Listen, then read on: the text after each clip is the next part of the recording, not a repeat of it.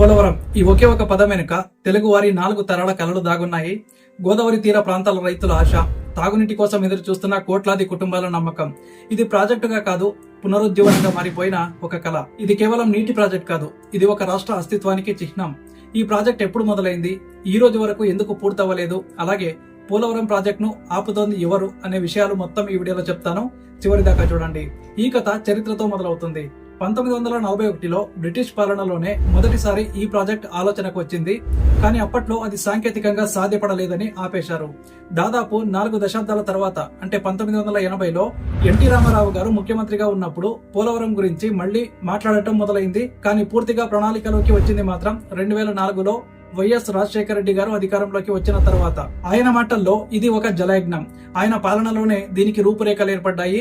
భూమి పూజ జరిగింది. నిజంగా రైతుల కళ్లలో ఆశ కనిపించింది. తర్వాత వైఎస్ జీవితం ఆగిపోవడంతో పాటు ఈ ప్రాజెక్టు వేగం కూడా ఆగిపోయింది. అప్పటి నుంచి దీన్ని రాజకీయంగా వాడుకోవడం మొదలైంది. ఇక చంద్రబాబు నాయుడు గారు 2014లో ముఖ్యమంత్రిగా వచ్చినప్పుడు విభజన తర్వాత ఆంధ్రప్రదేశ్ కు ఇది జీవనాధారం అన్న విషయాన్ని బలంగా చెప్పారు.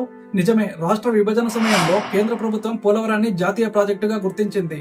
అది కేవలం గౌరవప్రదం మాత్రమే కాదు, కేంద్రమే దీనికి నిధులు ఇవ్వాలన్న బాధ్యతను తీసుకున్న మాట కూడా వాస్తవం.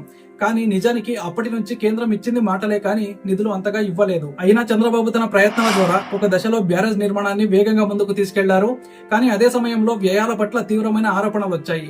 ఎందుకంటే పనులు పూర్తయినట్లు చెబుతూ పెద్ద మొత్తంలో బిల్లులు చెల్లించారని జగన్ అనంతరం అధికారంలోకి వచ్చిన తర్వాత ఆరోపణలు వచ్చాయి. జగన్ అధికారంలోకి వచ్చాక ఈ ప్రాజెక్టు సుదీర్ఘ పరిశీలనలో పడిపోయింది. టెండర్లను తిరిగి పరిశీలించడమే కాదు, కొన్నింటిని రద్దు చేసి కొత్తగా ఇవ్వటం, కొన్ని కంపెనీలను విచారణకు లోను చేయడం, పనుల వేగాన్ని తగ్గించడం జరిగాయి. దీనికి కారణం ప్రభుత్వ ప్రకటనల ప్రకారం అవినీతి, దుర్వినియోగం అని చెప్పారు. కానీ ఇది జరగడం వల్ల ఒక దశలో దాదాపు 3 ఏళ్ల పాటు పోలవరం నిర్మాణం పూర్తిగా నిలిచిపోయినట్టయింది. ఈ గ్యాప్ వల్ల వందల గ్రామాలు ఇంకా తిరిగిరాని పునరావాసంలో మగ్గిపోతూ ఉన్నాయి. వేల మంది ఆదివాసీలు చెరువుల దగ్గర, ప్రాజెక్ట్ బ్యాక్ వాటర్ లో వలసబట్టిన వాళ్లుగా మారిపోయారు. ఇంతలోనే కేంద్రం కూడా దాని బాధ్యత నుంచి వెనక్కి తగ్గడం మొదలుపెట్టింది. ఒక్కొక్క దశకు నిధులు ఇవ్వకుండా టెక్నికల్ కారణాలు చెప్పడం, డిపిఆర్ రీప్రూవ్ కావాలి అని టైం లాగించడం మొదలయ్యాయి. ఈ ప్రాజెక్ట్ జాతీయ ప్రాజెక్ట్ అన్న గుర్తింపు మాటలతోనే ఉండిపోయింది, కానీ నగదుగా అయితే అది కనిపించలేదు. దాదాపు 18,000 కోట్ల వరకు ఇప్పటి వరకు ఖర్చయినట్టుగా సమాచారం ఉంది. కానీ అసలు ప్రజలకు ఫలితం ఏది? నీటిని అందించే ఛానల్స్ ఎన్ని పూర్తయ్యాయి? బ్యారేజ్ నిర్మాణానికి పైగా పూర్తి right, left main canals, hills cutting, wall pump హౌస్లు, పంపింగ్ స్టేషన్లు, అడ్వాన్స్డ్ స్టోరేజ్ పనులు అన్ని ఇంకా లోపలే ఉన్నాయి. 2024 ఎన్నికల తర్వాత మళ్లీ చంద్రబాబు గారు అధికారంలోకి వచ్చాక పోలవరాన్ని తిరిగి ప్రాధాన్యంగా తీసుకుంటున్నారు. ప్రాజెక్టును పరిశీలించడానికి ప్రత్యేక సమీక్షలు కూడా జరుగుతున్నాయి. ఆర్థిక శాఖ, నీటి శాఖ, ప్లానింగ్ బోర్డు కలిసి పూర్తిగా డేటా సేకరిస్తున్నారు. కాంట్రాక్టర్లు మారతారా? పాత తరకాలు మళ్లీ వస్తాయా? కొత్త టెండర్లు సరిగా జరుగుతాయా అన్నది ప్రస్తుతం ముఖ్యమైన ప్రశ్నలు. చంద్రబాబు గారు ఇటీవల పర్యటనలో పోలవరంను నా కళ్లతో పూర్తి చేయడంతోనే జరిగే పని అని చెప్పారు. ఇది ప్రజల్లో తిరిగి ఆశ్చర్యపే మాట. కానీ అదే సమయంలో ప్రజలు గడిచిన 10 ఏళ్లలో వచ్చిన గాయాలను మర్చిపోలేరు. ప్రాజెక్ట్ ఆలస్యం వల్ల ఎంత భూములు వృధా అయ్యాయో, ఎందరికి తాగునీరు రాలేదో అది వాళ్ల జీవితాల్లో మిగిలిపోయిన బాధ. ప్రజెంట్ ప్రాజెక్ట్ కార్యాచరణ పునఃప్రారంభానికి సన్నాహాలు జరుగుతూ ఉన్నాయి.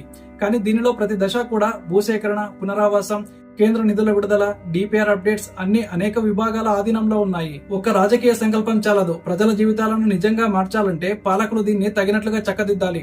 రాజకీయ లాభాలకు ఈ ప్రాజెక్టు మళ్లీ బలి కాకూడదు. ఇంత వాస్తవాలని చూస్తే ఈ ప్రాజెక్టును అడ్డుకుంది ఎవరు అనే ప్రశ్నకు సమాధానం ఒక్కటి కాదు. ఇది నాయకుల తప్పిదం, అధికారుల నిర్లక్ష్యం, కేంద్ర ప్రభుత్వ నిర్లిప్తత, ప్రాంతీయ రాజకీయం అన్ని కలిపిన పెద్ద దుస్థితి.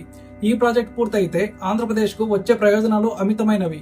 సుమారు 7 లక్షల ఎకరాలకు సాగునీరు, 23 లక్షల మందికి తాగునీరు, జల విద్యుత్ ఉత్పత్తి ఇవన్నీ కలిసి ఒక జీవనాధార ప్రణాళిక. ఇది ఇంకా ఆలస్యం చేస్తే ఇది నిర్మాణం కాకుండా ఓ చరిత్రగా మిగిలిపోతుంది. గోడలు పూర్తవక ముందే మన ఆశలు కూలిపోతాయి.